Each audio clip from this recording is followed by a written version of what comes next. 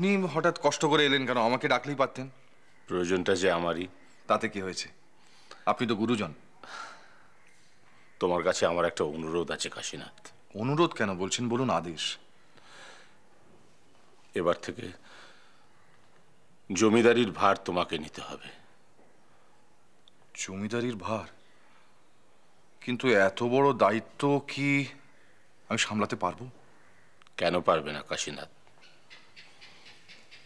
তুমি পড়াশুনো করেছো, শিক্ষিত, বিচক্ষণ, নিশ্চয়ই পারবে। আমি নায়েব মশাইকে বলে দেব প্রথম প্রথম তোমায় সাহায্য করবেন।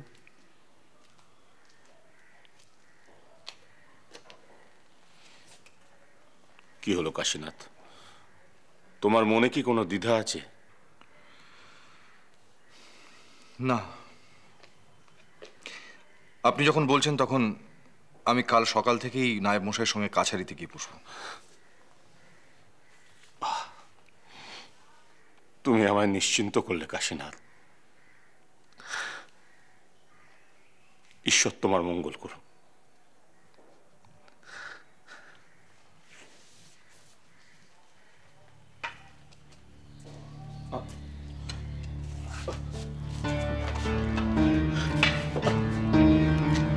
আপনার কি শরীর খারাপ লাগছে? একটু আপনি একটু বসুন, আমি মধুকে কবিরাজের কাছে পাঠাচ্ছি। একটু মধু। জমিদার বাবু। ও কুঞ্জ, এসো এসো, বসো। যেমন যেমন বলেছিলাম তেমনই করেছো তো? আগে হ্যাঁ বড়বাবু, তবে এসবের আর কি প্রয়োজন ছিল? আরো 2-4 বছর দেখে না হয়। হে কুঞ্জ, না, শরীরের কথা কি বলা যায় কিছু? তা অবশ্য ঠিকই বলেছেন। তাহলে বড়বাবু আপনি না হয় উইলটা একটু দেখে রাখুন, পরে একদিন ভালো দিন দেখে রেজিস্ট্রি করা যাবে। আমি তাহলে আজকে উঠি বড়বাবু। আচ্ছা, বেশ বেশ, এসো।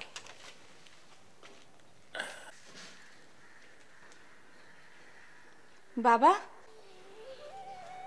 আয় মা আয়, মনে মনে তোর কথাই ভাবছিলাম। হ্যাঁ গো বাবা, তুমি যে আমায় সেদিন বললে তুমি নাকি আর মামলা মোকদ্দমা করবে না। তাই তো, মামলা মোকদ্দমা তো আর করছি না। হ্যাঁ, মামলা মোকদ্দমা করলে করবি এবার থেকে তুই আর কাশীনাথ। জানিস মা, বাবা জীবনের এমন মন বসেছে জমিদারিতে, তোর নায়েব কাকা আর আমার কাছ থেকেও কাজ কেটে নিচ্ছে সে। তুমি মামলা মোকদ্দমা না করলে কুঞ্জ উকিলকে কেন ডেকেছিলে বাবা? আমি সম্পত্তির উইল করছি, কদিন বাদে রেজিস্ট্রি করব। বিলি ব্যবস্থা কি করলাম শোন।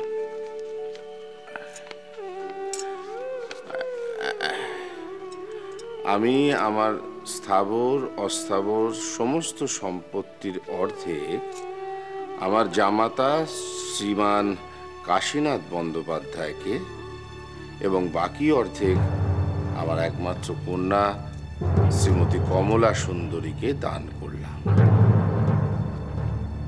কি ভালো হয়নি?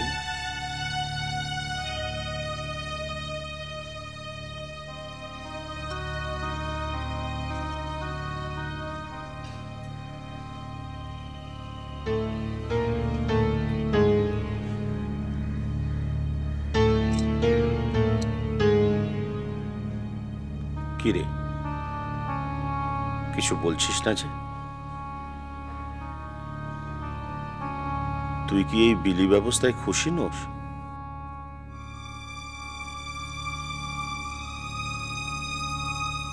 সে কি রে, আমি তো ভেবেছিলাম কাশীনাথকে সম্পত্তির অংশ দেওয়াতে ওর চেয়ে বেশি খুশি হবি তুই। সত্যি কথা বলতো মা, ওকে সম্পত্তির অংশ দেওয়াতে তোর আপত্তি কোথায়?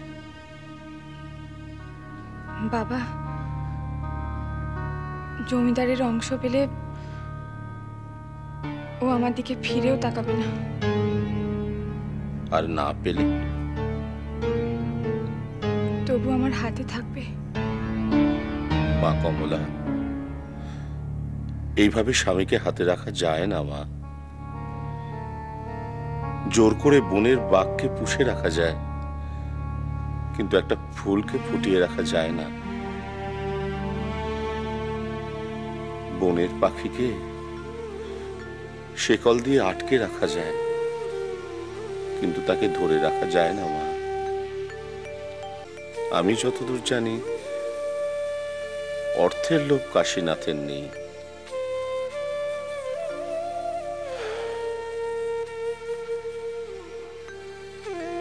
ঠিক আছে, আমি উইল বদল করব।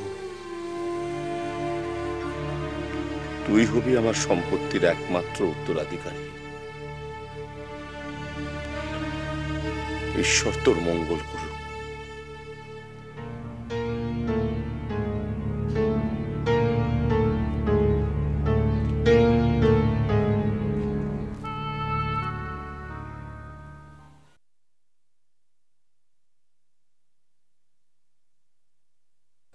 কি হলো নায়েব কাকা, এত মনোযোগ দিয়ে কিসের হিসেব করছেন?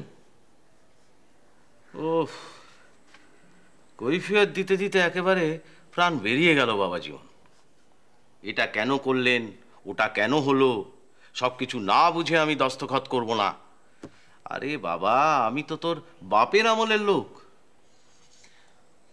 কি আর করবেন নায়েব কাকা, কমলার দস্তখত ছাড়া যখন কোনো কাজই হবে না তখন। আরে এইসব কথা বিবেচনা করেই তো বড়বাবু। কি এসব কথা তোমাকে বলা ঠিক হবে না বাবাজি। না না, আপনি আমাকে বলুন না, আমি কিছু মনে করব না। প্রথম উইলে জমিদারির অর্ধেক অংশ তো জমিদার বাবু তোমার নামেই করে দিয়েছিল।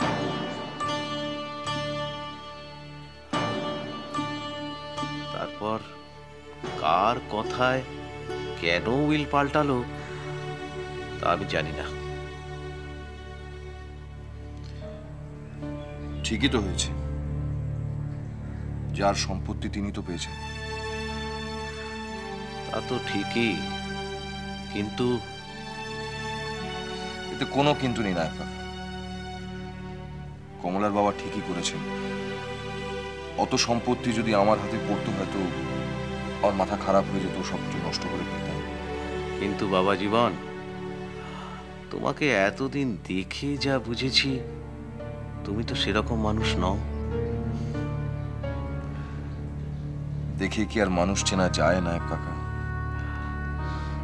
সেটা তুমি ঠিকই বলেছ। সব চেনা মানুষগুলো আজকাল কেমন যেন অচেনা হয়ে যাচ্ছে। রোজ রোজ এত দেরি করে খেতে আসো কেন? একটু তাড়াতাড়ি আসতে পারো না? ঠিক আছে, এরপর থেকে আমি তাড়াতাড়ি আসবো মোক্ষদা পিসি। তাড়াতাড়ি আসবো মোক্ষদা পিসি, সে তো তুমি প্রত্যেক দিনই বলো, আর প্রত্যেক দিনই তুমি দেরি করে আসো। ঠিক আছে, আর ভুল হবে না।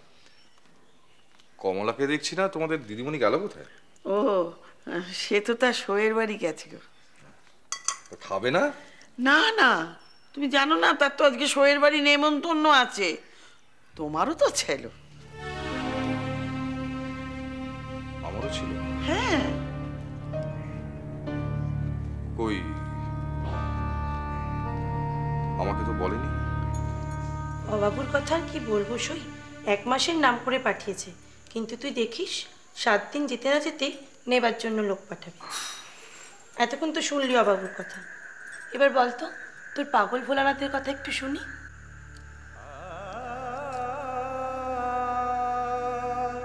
তার কথা আর কি বলবো সই, এতগুলো বছরেও আমি তাকে একটুও চিনতে পারিনি। কাছে টানতে গেলে আরো দূরে সরে যায়, কিন্তু দূরেও তো তাকে রাখতে পারি না। সে আমাকে চায় না এটা ভাবতেও কষ্ট। মাঝে মাঝে মনে হয় দূর করে দিই, ভুলে যাই, কিন্তু সেটাই বা পারি কই? তোর স্বামী তোকে ভালোবাসে সই?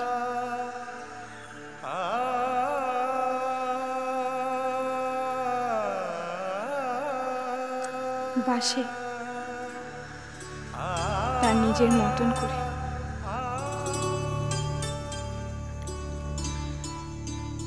তুমি এখনো জেগে আছো কেন গো? জেগে আছি। গিয়ে শুয়ে পড়ো। আমি যদি শুয়ে পড়ি তাহলে তোমাকে দেখবে কি? এমন ভাবে রোজ রাতে জেগে থাকলে তোমারও তো শরীর খারাপ হয়ে যাবে। ঠিক আছে, আমার যখন শরীর খারাপ হবে তখন তুমি রাত জেগে এরকম আমাকে সেবা করবে। না, এখন একটু ঘুমানোর চেষ্টা করো।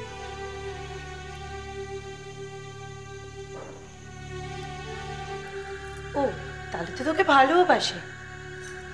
ভালো তো বাসবেই। আমি কি ফেলনা নাকি তার অযোগ্যী? যখন খুশি সোহাগ করবে, যখন খুশি দু পায়ে ঠেলবে। তার অনেক ভাগ্যি সই যে আমি তাকে বিয়ে করেছি। ছি সই, এরম কথা মনেও আনতে নেই। নেই ধর।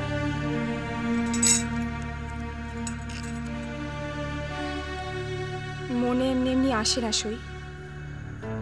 অপমানের জ্বালা তাড়া করে বেড়াচ্ছে। কিসের অপমান? সে আমি তোকে বলে বোঝাতে পারবো না, বলে বোঝানো যায়ও না। শুধু তার জ্বালাটাই অনুভব করা যায়। আসুন নায়েব কাকা, আসলে আপনাকে তো কদিন দেখিনি, আমি ভাবলাম বুঝি আপনার শরীর টরীর খারাপ হয়েছে। না মা, শরীর আমার ঠিকই আছে। আসলে চলতি মাসের হিসেবটা সেরে আনতেই বিলম্ব হয়ে গেল। তুমি এই খাতাটা রেখে দাও, ভালো করে দেখে নিয়ে দস্তখত করে রেখো, আমি পরে এসে নিয়ে যাব। কেন নায়েব কাকা? চলতি মাসের হিসেব তো উনি দেখেন। হ্যাঁ উনিই দেখেন, কিন্তু উনি কাল থেকে কদিন নেই কি না। নেই? কেন, উনি কোথায় গেছেন? তা তো জানি না মা, তবে খাজাঞ্চিখানা থেকে 1000 টাকা নিয়ে আমাকে বললেন যে নায়েব কাকা আমি কদিনের জন্য একটু জরুরি প্রয়োজনে বাইরে যাচ্ছি, আপনি চলতি মাসের হিসেবটা শেষ করে রাখবেন। 3000 টাকা? আচ্ছা নায়েব কাকা, উনি কবে নিয়েছেন? এই তো গত পরশু। এদিকে পৌষ কিস্তির সময় হয়ে গেল, এই সময় জামাইবাবুর না থাকাটা, যাকে দেখি কি করতে পারি। তুমি সব হিসেবপত্র দেখে দস্তখত করে রেখো। শুনুন নায়েব কাকা।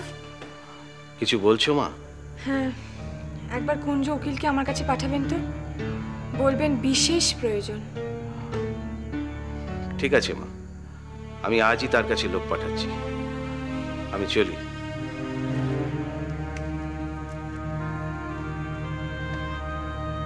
আশ্চর্য, এতগুলো টাকা নিয়ে গেলেন কোথায়? এই ওষুধটা খাইয়ে দে।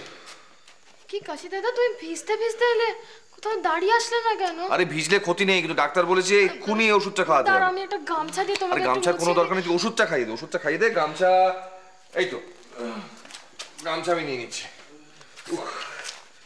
আর তুই তো জানিস ভিজলে আমার কিছু হয় না, আমার হচ্ছে গিয়ে লোহার শরীর। বলো মা, আমি তোমার জন্য কি করতে পারি?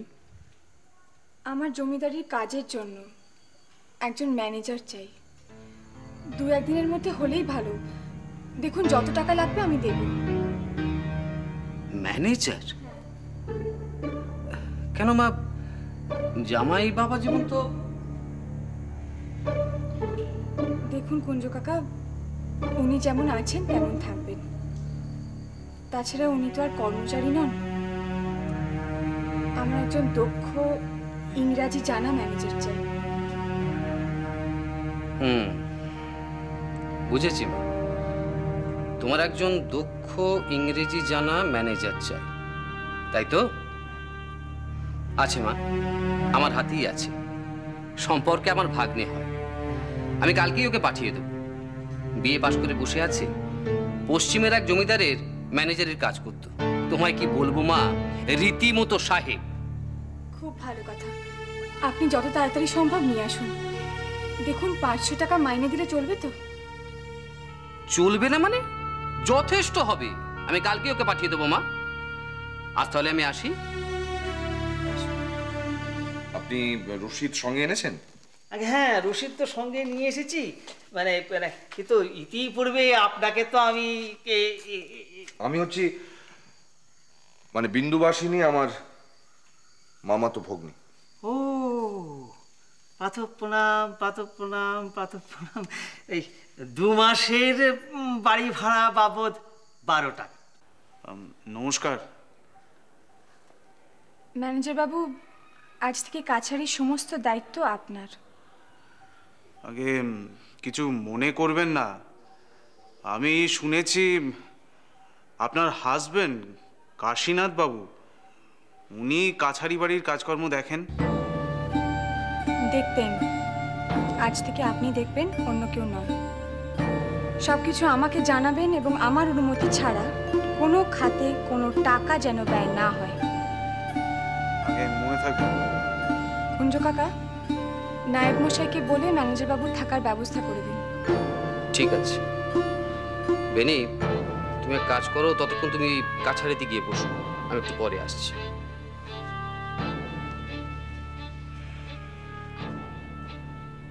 কমলা মা, একটা কথা জিজ্ঞেস করব? বলুন। দেখো, কাশীনাথ বাবা জীবনকে সম্পত্তি দেখাশোনা থেকে একেবারে সরিয়ে দিলে ও আপন ফলা মানুষ ঠিকই, তবে কিন্তু খুব যত্ন সহকারে কাজকর্ম দেখাশোনা করত। এভাবে ওকে সরিয়ে দিলে ওর মনে আঘাত লাগতে পারে।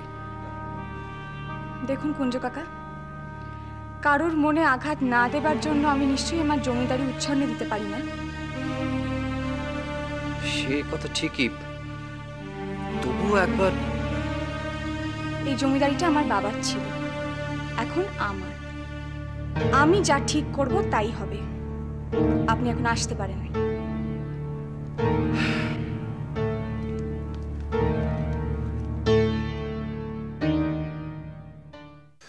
সত্যি দাদা, তুমি যদি আমার পত্র পেয়ে না আসতে, আমার যে কি হতো তাই ভাবি।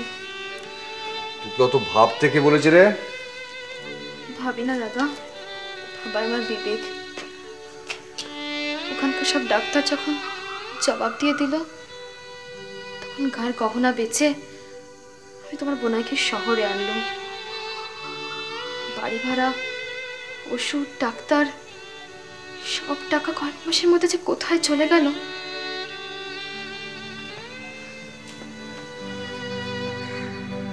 কেউ আর সম্পর্ক রাখলো না।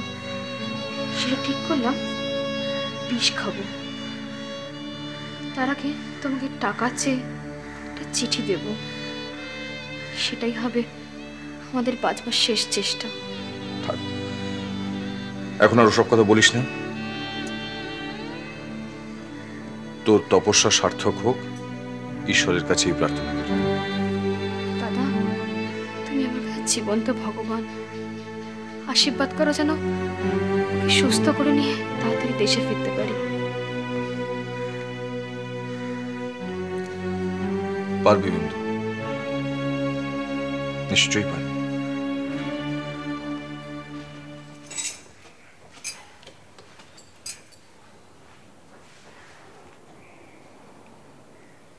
কখন এলে? কাল রাতে এসেছি। যাবার আগে আমাকে বলে যাবার প্রয়োজন মনে করনি বোধহয়? না মানে তোমাকে বিরক্ত করতে চাইনি, তাই। আমাকে জানালে যেতে অসুবিধা হতো, তাই তো? মানে? মানেটা আমার থেকে ভালো জানো তুমি।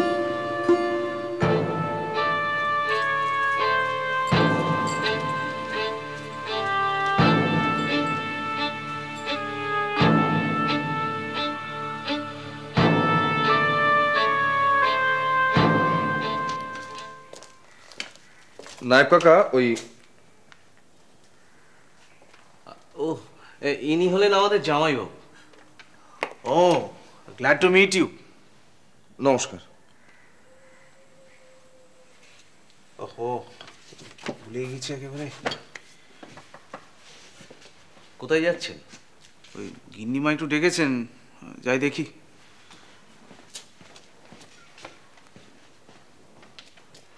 নায়েব কাকা, ইনি কে? নতুন ম্যানেজার।